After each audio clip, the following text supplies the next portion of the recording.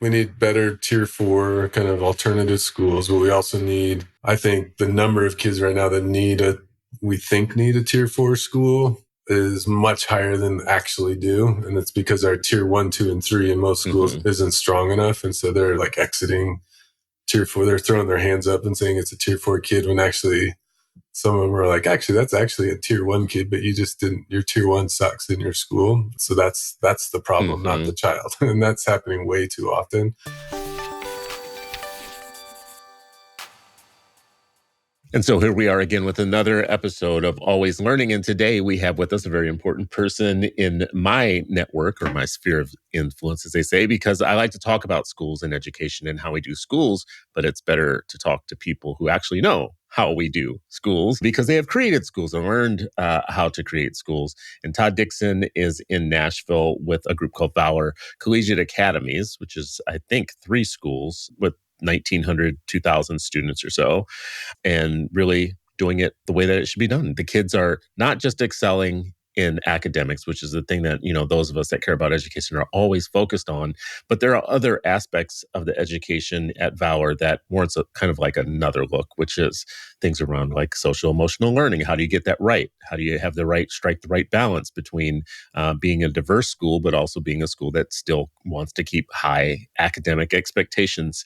So Todd, thank you for joining us today. Appreciate it. Yeah, great to be here. So I told you right before we got started that this show really is intended not just to talk about the thing that you built. So you built schools and, you've been knee deep in that for a while now, but it's really about you and your learning and your thought process. I'm sure that when you started this journey, you were in one place in what you knew versus today. You probably know a lot more. So I would love to just, first of all, talk about your own personal educational trajectory. Like, where did you come from? Educationally speaking, how did you learn what you learned? Yeah, well, it's great to be on. Thanks for having me. I'm excited to get a chat with you. So I grew up in Colorado. I went to traditional public schools my whole life in Colorado. I was recruited kind of to go to private schools in high school because I was a very good lacrosse player. But I also have an identical twin that will come up multiple times, I'm sure, in this story. But he and I decided we wanted to stay at our big public school, which looking back ended up being kind of an important decision for us. But so I stayed at our big public school in Denver, then went to undergrad at the University of Denver and got a degree in electrical engineering. And then I went to Cornell University and got a master's in electrical engineering, and then promptly didn't use either of those degrees and actually founded a real estate company, much to my dad's chagrin. So, and then I kind of had a midlife crisis around 29, a very early one, to say like I felt like I wanted to do something more meaningful with my life. So I went back to school to Stanford to get a master's in education, and then kind of started about 25 years ago my education journey. Was it always just in you to be a good student? I mean, everything you just said sounds like somebody that was on the right path all along. So was it just easy being a student for you? I think I've shared this with you in the past, but the way I summarize it is that like my dad was an Olympic gold medalist and was like an amazing athlete, and I kind of internalized early in my life that you get love from your accomplishments, and so I spent the first 30 years of my life, like I call it chasing gold medals, but it was really like just saying like, what is the things that people want you to achieve? I'm going to make sure I achieve those. So I was just like a very hard worker and very much focused on achieving things that I thought would bring me love, essentially, in a nutshell. Was it just the fact that he had won gold medals, or did that bleed over into his fathering style? Like, did he have a fathering style that is kind of driving you constantly? No, not at all. Actually, it was the exact opposite. He was actually really, really, yeah. He was really like a hands off. He was an amazing dad, but he was very, very much not a driving dad. But I just respected him so much because of that, and I just really wanted to. I wanted his approval, essentially, because I like deeply respected him. And so he was a huge driver in my life, but he didn't do any of the driving himself, which is part of why I really respected him and wanted to be like him. He passed away in November, so he's been on my mind a lot this year. I'm really deeply interested in how fathering styles carry into your own fathering. And like when you became a father, you're a dad. So when you became a dad, did you have a philosophy for how you were going to be a dad, or did you kind of just feel your way through it? Did some of your dad's stuff like transverse a generation and come into how you yourself are a parent today, how you father? Yeah, that's a great question. And I've actually been reflecting on that a lot since he passed away in November. I've been writing a lot about him as kind of a part of my Mm-hmm. grief process. And I wrote a lot about that, about fatherhood, my own fatherhood, what he passed along to me. And I do think, like, in a nutshell, yes, I think I have a lot of influence from him, how I parent. And almost all of them are positive. I think usually when I talk to friends, there's like some you say, like, I want to be like my parents in other ways that you parent. You're like, I want to do the exact opposite of maybe what my parents did. But I would Mm-hmm. say the Mm-hmm. vast majority of the things that I take from him were positive things. But I think if we're all being honest, I have 3 kids and they're 16, 14, and 11. And I think if we're honest, like, a lot of it is you're making it up as you go along. Like, it's a humbling thing Yes. of parenting. And so Yeah. I don't think I had some grand scheme, but I do think when I look back at the way that we've parented so far, there's a lot of resemblance to the way my dad parented us. Yeah, I'm really deeply interested in this question always because me as a dad, I did make up a lot of it up. I had to grow on my own. Like, in this question around, like, did you have a philosophy? It was because I'd look around at other guys sometimes and feel like you really thought this through, or like you have a philosophy. We're doing gentle parenting, or we're doing, it's just some sort of thing that felt a little bit more organized than what I'm doing. Like, this laissez-faire parenting that I do with my kids doesn't seem as structured and organized. So it makes me feel like I'm missing something sometimes. And, I think about this a lot in terms of education, because there's a lot of talk about what parents do and what happens in the home for kids, and how kids are privileged oftentimes by what happens at home. So you, in building a school, you have to deal with is the wrong word, but you engage with students and with families and teachers and educators, and you get this kind of, I think, meta view of the educational process.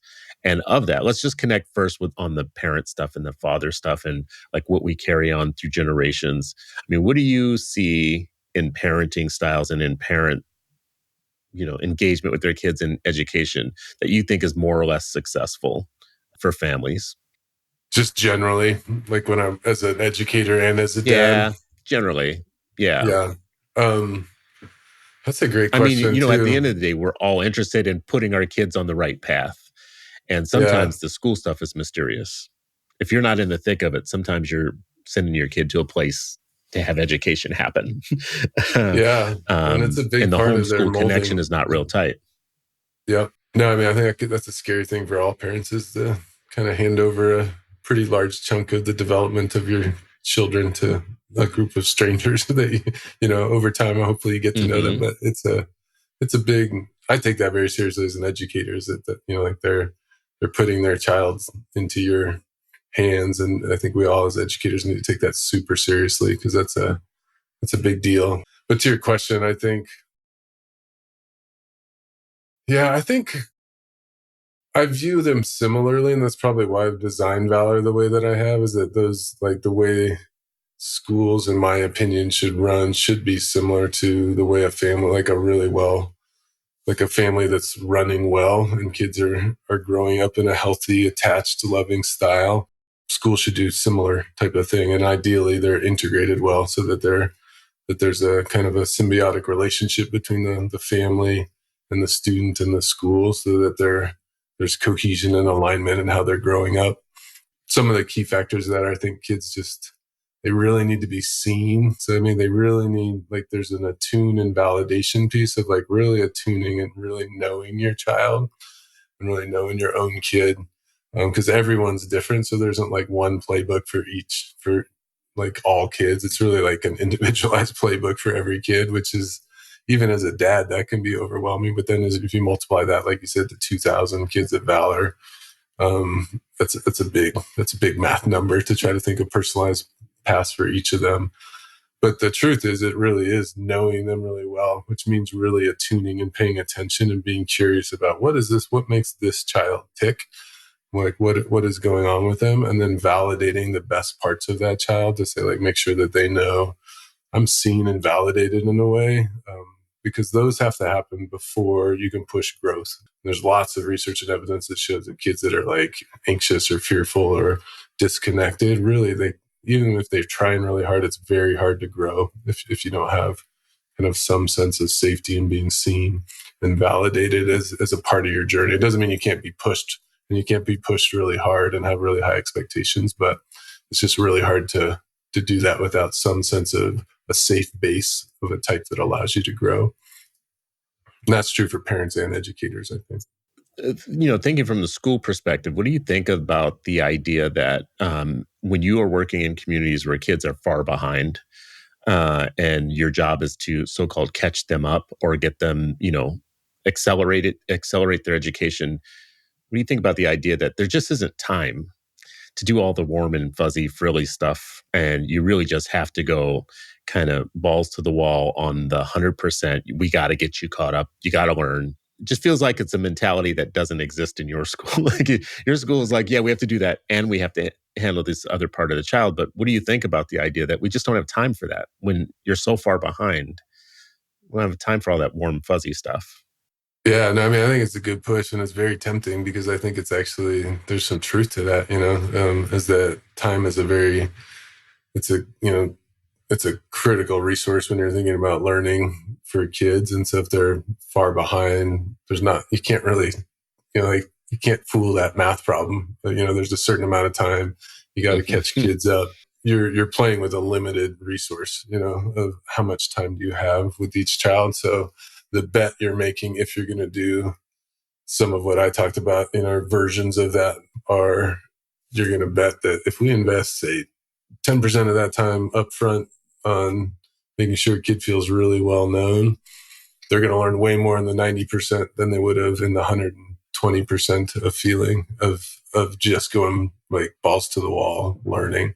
And that we found that to be very true, is that kids actually, you got to go a little slow to go fast, and then they go really fast once, if you've done that well. So the idea, though, is that it does really improve the academic part if you are attending to what some people consider to be the more like warm and fuzzy, superfluous. I guess in your mind, those things aren't warm and fuzzy and superfluous. They are part of the learning. Yeah, they're part of the learning. And I mean, I think so. One of them is like invest time, additional time. But then the smartest way to do it is to say, actually, really good teaching includes all those things. And it's not actually extra time. It's just a way that you teach that feels different. And that's not actually, and employing both of those makes it a realistic thing to be able to do for the vast majority of kids. How do you think about some of the classic issues that people who run schools are always attending to, like suspensions and discipline and safety and I think classroom management? Those are all things that create diversity issues or create kind of equity issues that nobody seems to have 100% figured out. But it does feel like you guys have spent a lot of time thinking about it and addressing it. What have you learned about those things? And, like what could you tell others about what you've learned? Yeah, I mean, we've gone really deep on all of that stuff, and it's my identical twin brother. We founded Valor together. Well, I recruited him in the first year to come. I founded it, but he's been here He since. told me. Yeah, yeah, You took him away from something else.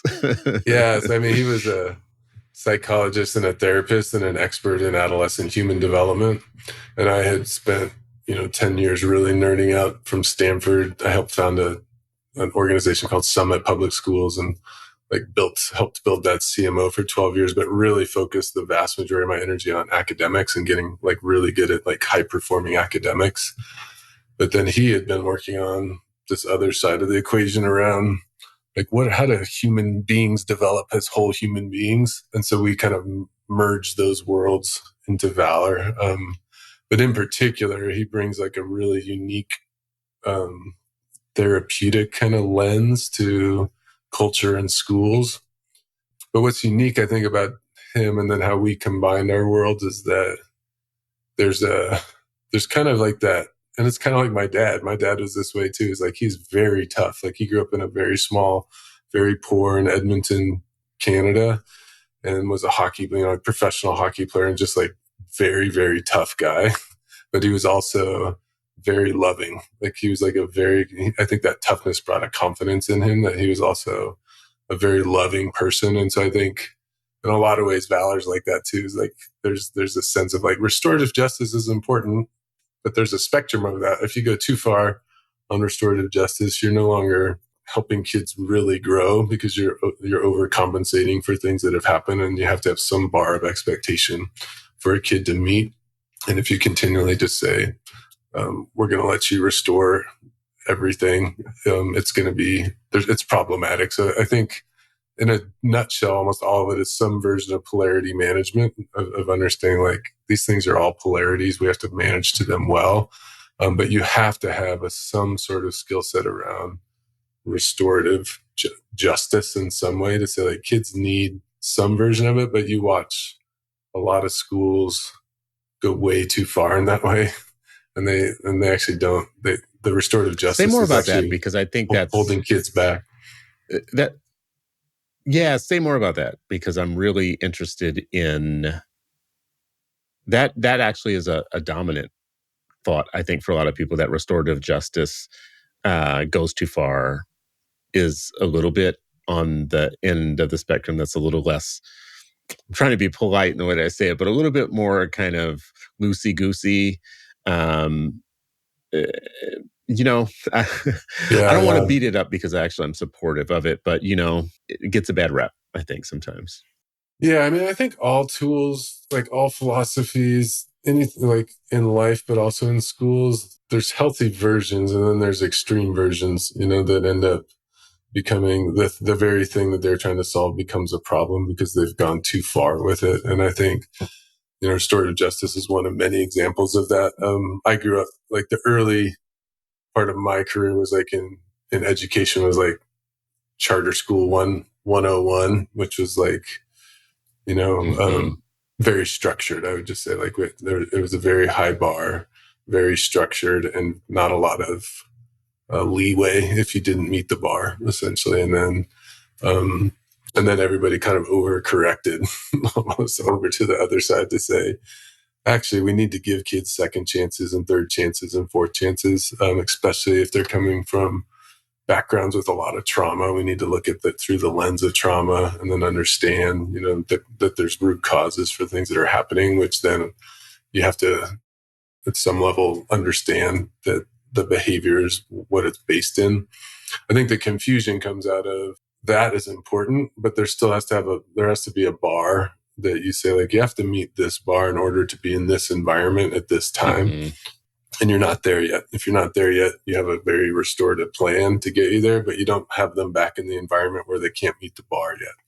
And I think a lot of schools confuse that, and then they put kids, and it's a disservice to everyone, as they put the kid back into an environment they're not ready for. They ask the teacher to deal with the kid that's in the environment they're not ready for, and it's a mess Hmm. when they go too far. I think it's understanding like the background and the reasons and the stuff that will cause kids to have behaviors, because then you can work on those root problems, but you can't do that in the same environment that they're showing that they're not ready for yet. And that's very complicated in Hmm. schools, but it's a big problem for schools. It's a problem in parenting too. I mean, that's where helicopter and snowplow parenting comes from too.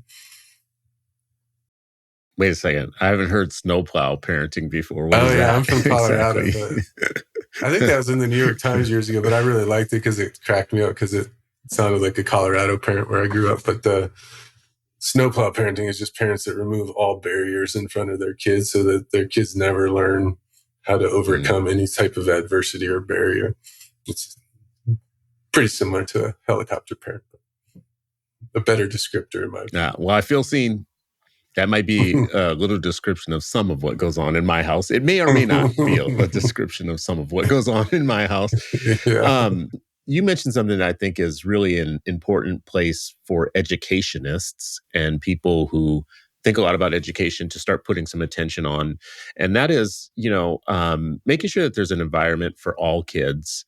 Doesn't mean that it has to be one environment for all kids, meaning when you said some kids need to be in a place where they have, restorative practices and things for them that are helping them be helpful so that they could be in maybe a regular classroom at some point. We do have a nation of kids that are in things like alternative learning centers or in what some districts call patriot rooms or, they're basically detention places to put kids that aren't getting the mainstream education. We don't spend a lot of time thinking about what could be therapeutic for those environments, what could be academic for those environments. It almost feels like it's a holding cell, not in the way you just described it, but I think in the nation of kids that we do take out of classrooms, there could be an innovation there. Do you have any thoughts about how we might innovate the other rooms, the rooms where we put kids when we don't feel like they can make it in a mainstream classroom, but they still need to get an education? Yeah, I mean, I think that's Darren, my brother's, one of his sweet spots and personal passions, and the work that he did at Seneca Center in California they were those Mm. types of environments. So there were kids that fell through the cracks of the public education system and the juvenile justice system. And they built schools actually for those kids. So he has like a tremendous amount of experience in kind of what those structures look like and how, like what works there. And Seneca's a leader, kind of national leader, and what that kind of unconditional care is what they call it, for Hmm. kids that need it. So yeah, you should have him on this podcast for that particular question. He knows as I much as definitely anybody. will. I feel Yeah, like I could get to him. yeah. But from my perspective, like there's a mini version of that then that like within a school, and then there's like the next set of consequences or behaviors at a traditional public school, including charter schools. There's a level, then you're like, actually they're not even ready for, like, I don't think we're equipped for what this child needs. But in a traditional school, there should be at least 3 tiers: tier 1, 2, and 3. And you should be very strong at working with kids that are in tier 1, which would be like your most traditional kid, that doesn't need that school works pretty well for. Tier 2 is the kids that are struggling some with school, but it's usually like they can move in and out of the classroom, and it's just more coaching and really working with them on how to access that environment safely.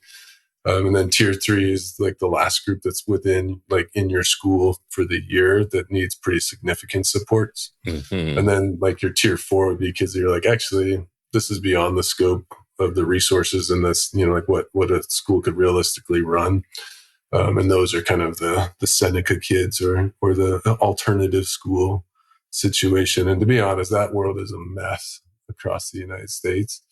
The Hmm. alternative school Hmm. world. If I had more time and energy to do, like, Darren and I have dreamed a lot about opening alternative schools, alternative charter schools where all the charter school kids could come that were in that tier 4 level, to a Seneca like school. So if there's funders out there interested in that, we could probably nudge us into thinking that one through. Well, that's what's behind my question, really, is I hope there are some funders that get interested in it, because my thing about charter schools for so long is that they should solve a problem. They should be aimed and geared towards solving problems that the traditional system, is working on or has problems with. And I see a lot of charters like that as I go across the country and I visit schools.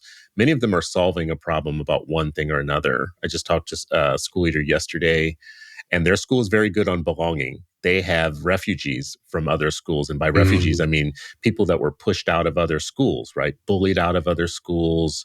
Many of them are LGBTQ families, and they just didn't have a safe place to be and feel like they belong and feel like they were centered and rooted. And the school, I think, kind of innovates on that. Well, they're solving a problem because those kids that they have come from the districts, the surrounding districts, and those kids fall through the cracks, really. I visited a school day before yesterday in Houston that, it's kind of a tough market in Houston with lots of kids that have lots of needs. And that school, I think, is solving the problem of giving those kids a school with high expectations where they feel like there's belonging, because they've built in this sense of almost like fraternity into the school, mm, part of the school design. So this thing that you just mentioned, I think, is another area. I've seen charter schools work on deaf and hard of hearing and autism. They solve an issue. They're like innovating on an issue. And this last one that you just mentioned, I think, is one of the ones that gets too little attention, which is there's a nation of kids that are relegated to these alternative, scenarios. Oftentimes, they shouldn't even be there, right? Because, there's all kinds of situational stuff at home that could put you into that, right? Like, Mhm. being homeless and highly mobile, for instance. It could just be the next vista of solving the problem where the traditional system isn't really, you know, succeeding in or whatnot. So I hope you do do that. And I hope there are some funders listening, because money makes the world go round, invest Yeah, in this. I think it's really yeah, important. I agree. I mean, I think we need better tier four kind of alternative schools, but we also need, I think the number of kids right now that we think need a tier four school is much higher than actually do. And it's because our tier one, two, and three in most schools Hmm. isn't strong enough. And so they're like exiting tier four. They're throwing their hands up and saying it's a tier four kid when actually some of them were like, actually, that's actually a tier one kid, but you just didn't, your tier one sucks in your school. And so that's the problem, not the Hmm. child. And that's happening way too often across schools. And we get kids that come to Valor that were like a tier four kid that just hum along in our tier one because it's a really strong tier one Mm. environment for them. So I just think I wouldn't want to just start building a bunch of tier fours with a broken tier one through three system. But I do think at the same time, we need better tier four schools because it's heartbreaking watching kids, that are what some of the tier four schools right now, and even like in Nashville right now, the tier four, like the alternative schools have like 180-day wait list. So if you get expelled from your school, you're actually just Wow. sitting at home for 6 months doing nothing because they don't like to talk about that, but Wow. it's like it's a big problem. And I think that's happening across the country from what I've heard in large urban districts is that there's not enough room in their urban school, in their tier four, whatever their tier four program is, are overrun with kids right now. So it's a big issue. Mm. The second point I would point out too is I like your idea of solving problems, but I don't love the idea of a splintered public education system where it's just groups of kids that are like each other are just in little niche schools that solve a single problem. Hmm. Mostly because my big Hmm. passion is diverse by design and having schools where lots of Hmm. different kids from different backgrounds and different needs are in school together. Because that's, I think, an important model for our country around how can we have a big tent that all learn how to see each other as true human beings. And if we splinter too much, I think we're going to exacerbate the polarization problem in the country because people just end up, there's just such an affinity right now to be in your affinity groups all the time. So I would push that. Yes, we need Hmm. those, and we need more truly diverse, like diverse schools, strong diverse schools too. There's so many places that I want to go with that because so let me say just a couple of things. Like one, here in Minnesota, it was written about years ago. Beth Hawkins, who's a really great journalist here in Minnesota, who now is doing national stories, I think was on the trail of a situation we had in the Anoka school district where there was a contagion. There was an outbreak of suicides amongst LGBTQ students. And the district had a policy that teachers couldn't counsel on it. They couldn't talk about it. They couldn't say anything to a student, anything having to do with any of that. And they were being just really bullied and they couldn't really even talk about it or whatever. And it was families that were experiencing that and getting no help from the district, a district that couldn't even talk about it, that I think really needed to find a safe place, a place of belonging for their students. And that's why I use the word refugees, because I think in some ways, these were students that had to leave and had to find another place to be. But then that leads into what you just said. Number one, I don't think people know what diverse by design is. So I'd love to know if you could define that for us and tell us what that is. And then two, how might districts be diverse by design when they're so kind of not diverse by design? They're Yeah, like, they're kind of segregated by design. So I know I just said a lot there, but one, the definition of diverse by design, and two, if you have any thoughts about how the main system itself could be diverse by design, so it doesn't have kids needing to seek refuge somewhere else. Yeah, well, first I hate hearing that those kids felt like they needed to do that, and that's a tough thing to hear. I have a LGBTQ daughter, and just thinking about kids that feel unheard or unseen, and is heartbreaking for me. I'm sure they're trying things that as best they can at that district, but that's a that's tough to have that evolve and to make a decision that you can't even talk about it. To me, is it's pretty unacceptable at this juncture in our history. But the diverse by design is it's an idea that, it's not my idea, but I got really passionate about it at Stanford with a small group of teachers. We were actually in one of our history classes of education, and we were thinking about segregation and how to integrate schools better, and studied a lot of the patterns that we'd seen, around in history about how we had tried to do this. And, most of them are essentially some version of zoning or busing. Essentially the idea was like, people self-segregate, and we need to like force them to be integrated through various strategies. We've tried that for 50 years, and with mixed success, mostly not successful. So our thought around it was, what if we could start to model schools where families went to the school by choice instead of being forced to go?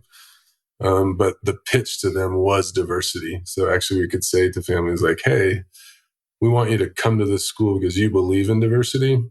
And we're going to model what it looks like to be a diverse school.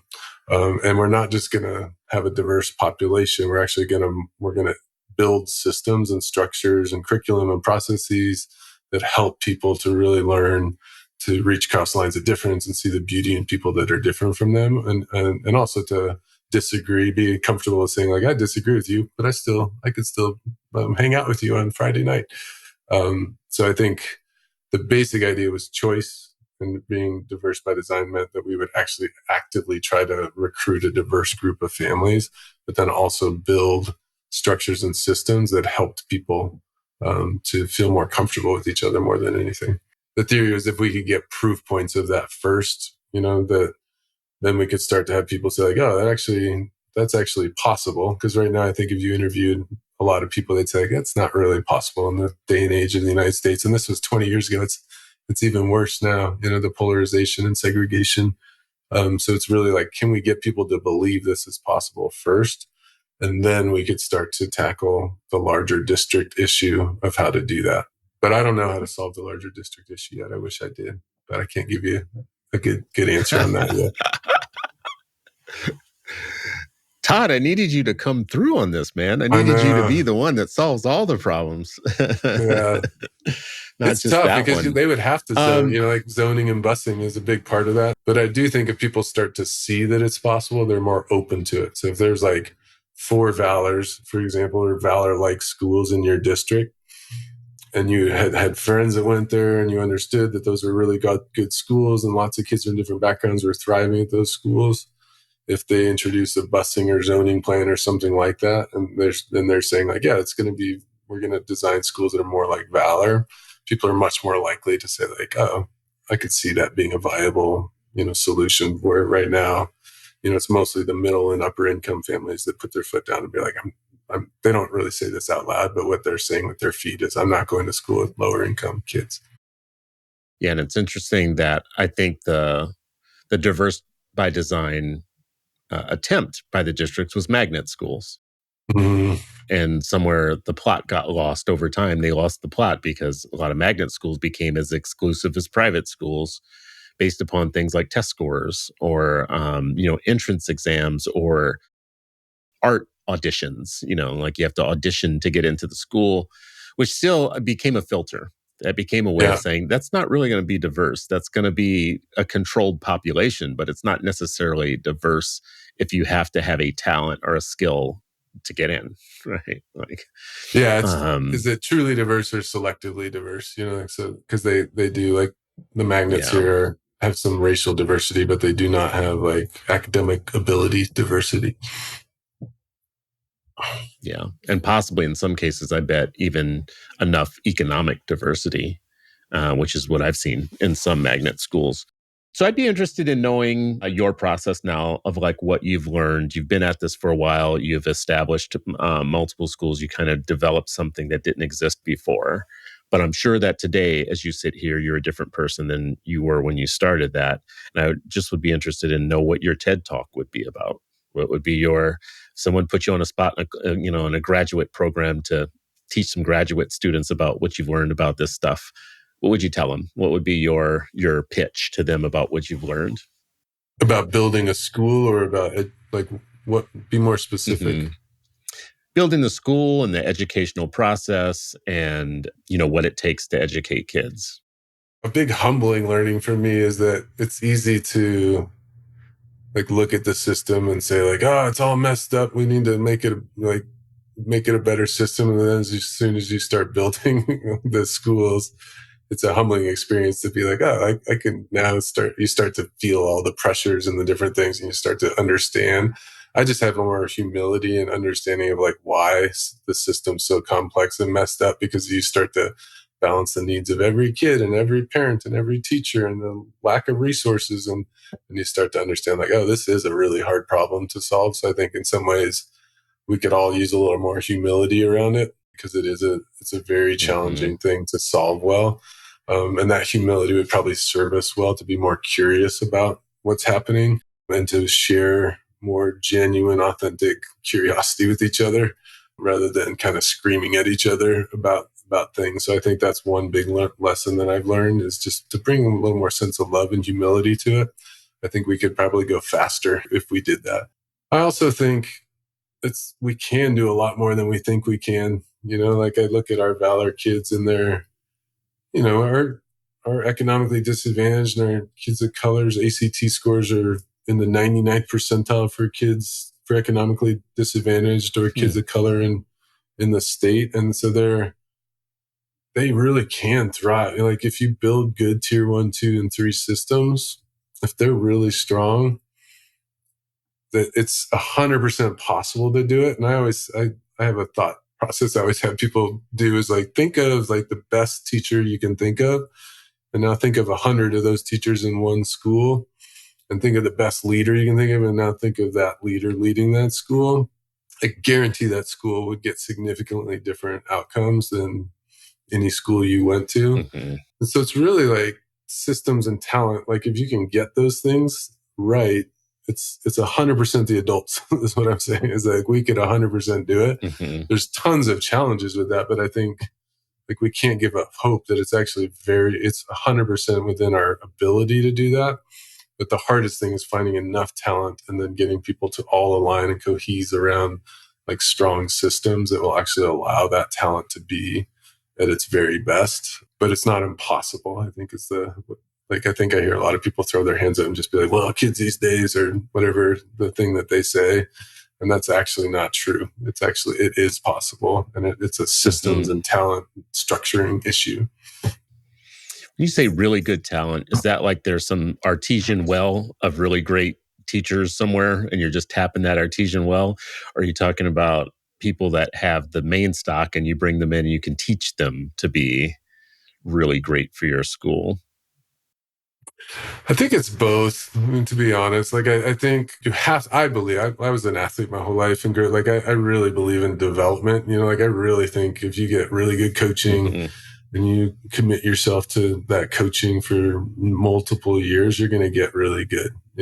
Teaching is definitely a skill that people can learn. And you can become really, really good as a teacher. On the same flip side of that, I was actually just talking to my wife about, like, we were talking about this with athletes, is like, I don't like, if you're not in the 95th percentile of speed, when you're in high school, you're probably not going to play Division 1 sport in college. And if you're in the 50th percentile of speed and you work your ass off, you might get to the 60th percentile or the 65th percentile. Like you can make a huge jump, but you're not going to get to Division 1 Hmm. speed probably.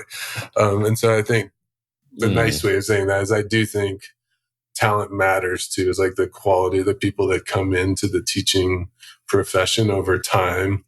If you compare the United States to a lot of other countries, it's like the average percentile talent.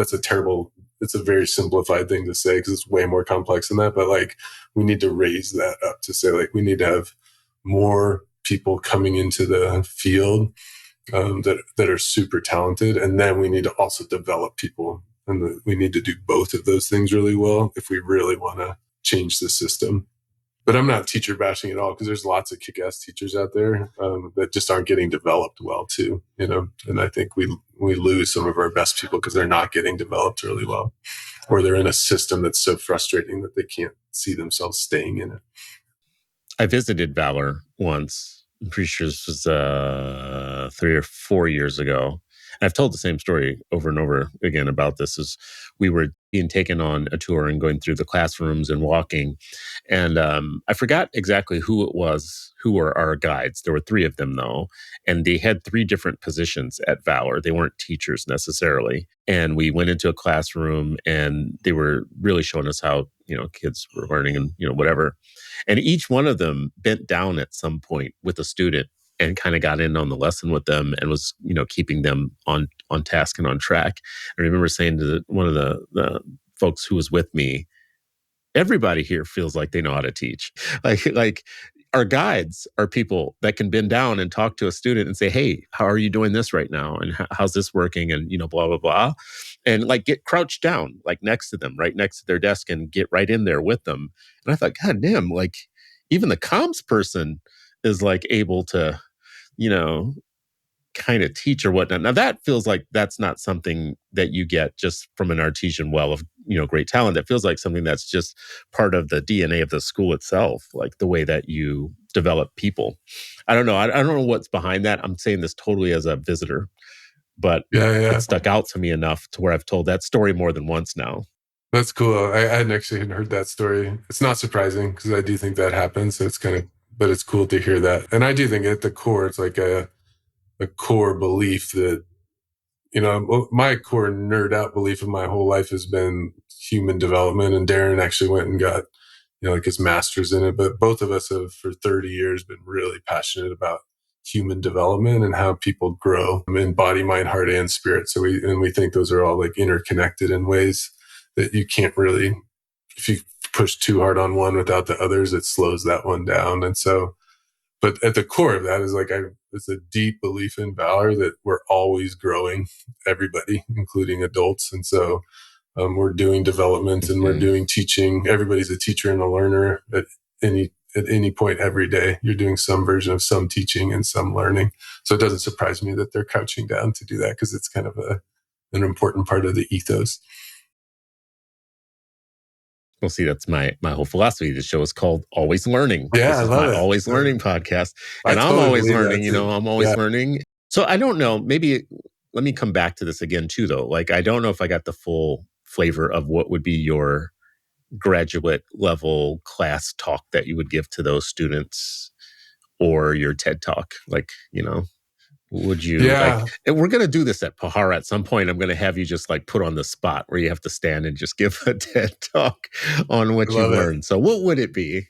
I mean, for actual school model design, I think, without getting too boring and technical about it, I think we've led with this, but I really believe in what I just said, is that like you really have to attend to body, mind, heart, and spirit, however you want to define those things. But like the whole human experience is present in any moment in any person. And if you just think that you're going to have a kid learn, it's not going to work for a long period, for a diverse set of kids over a long period of time. If you don't attend to those other things, um, it's not going to be effective, really, is my opinion. So I would say school model design needs to address those in some way. And your plan could be like, we're going to hand this off to, like, we really believe in the power of parents and that they really need to do this.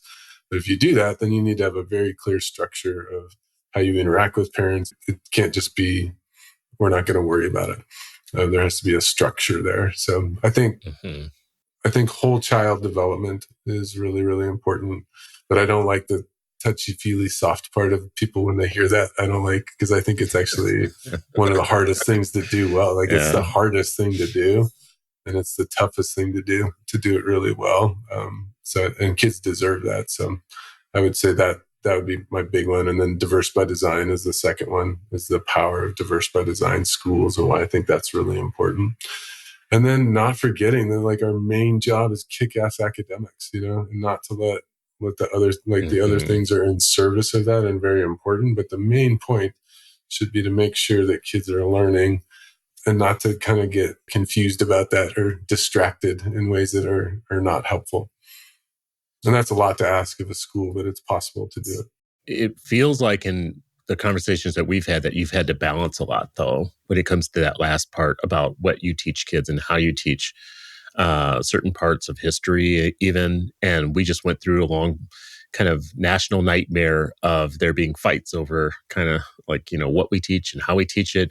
And, if you're in schools where it's a very homogenous, politically homogenous school community, it feels like that could be easier because you could just go one way or the other. If you are a school that has kind of a mixed political population and you have to answer some of those questions, feels a little bit tougher. Wonder what you think about that. Like, what do you think about how you address those CRT type issues, the history, how you teach history issues in a mixed political population of students? Yeah, it's tough. I mean, I think it's in some ways it's harder and in some ways it's easier, I think, with the diverse by design. But Hmm. in all ways it's very important that you do this. Like I'm very passionate about, the basic idea that schools should not be teaching kids what to think, but we should be teaching them how to think, which is, just like a very classic stance. But I really believe that that's the Hmm. case, and that's very clear to people at Valor. So like our role here is to bring in a diversity of perspectives, help kids weigh the pros and cons and really ask a lot of good questions and have a healthy understanding of a diversity of perspectives. And then we want to help them with critical thinking skills in ways that they can then form their own worldview based on their own like strong analysis of those diversity of perspectives so they can map their own worldview. And we also think it's really important for them to have their parents be part of that with them, is that they're like thinking about their own identity and weighing their parents' belief systems, et cetera. So it's a team situation that's going on. Having said that, because I believe that so strongly, I don't like it when people get worried about like what the content is. Like I think the content, we should have a diverse set of perspectives. And I don't like it when CRT or other things come in and say like, we're too scared to like let kids learn. We think if kids read about this or this, they're going to like automatically think like that. And I think that's just like very short-sighted to say like, that's not the point. Like the point is for them to read broadly, read all of these different things and then let them, and then have like a really well-structured format where they can then, like construct their own beliefs or worldview around what they read. So I do not like it when people are trying to limit what kids can read out of fear of what they're going to believe. And it's actually a sign to me. They're like, why are you so scared that they're going to like, what frightens you about them reading that? But I understand the broader Hmm. context too. Like I understand, like we have conservative families that come and meet with us and they worry that Valor feels a little left leaning to them. So there's some distrust of like, are the teachers going to left lean my kid or not? And that's like, I can understand that fear. And so Yeah. I truly do understand, like, as you're handing your baby over, you're kind of like, are you sure you're just going to like let them construct their own worldview, or is the teacher's going to slide in their own perspective, here and there? And it's a real fear that I get it. I wish I got it more. It feels like a very heavy handed ideological form of parenting. My kids are exposed to all different kinds of things, many of which I don't disagree with, but I'm not in the business of like trying to say, well, that teacher told you something real. I mean, I had a kid with a trumper for a teacher. I just thought it was an interesting year. Like that's not exactly what my family is, but that's just, it just is what it is. But I think there's this fear between your kid is going to become an uncritical patriot on one end of the spectrum, and on the other end, they're going to become a hypercritical Marxist. And these extremes that you worry about, like neither are going to happen, right? Like it's very unlikely either of those things are going to happen, that you're going to all of a sudden be surprised at Thanksgiving that your kid is a hypercritical Marxist, or that in my family, I'm going to sit down and there's going to be this uncritical patriot Trumper sitting at my table. It's kind of unlikely, but I guess, if you got to worry about something, I guess that's something to worry about.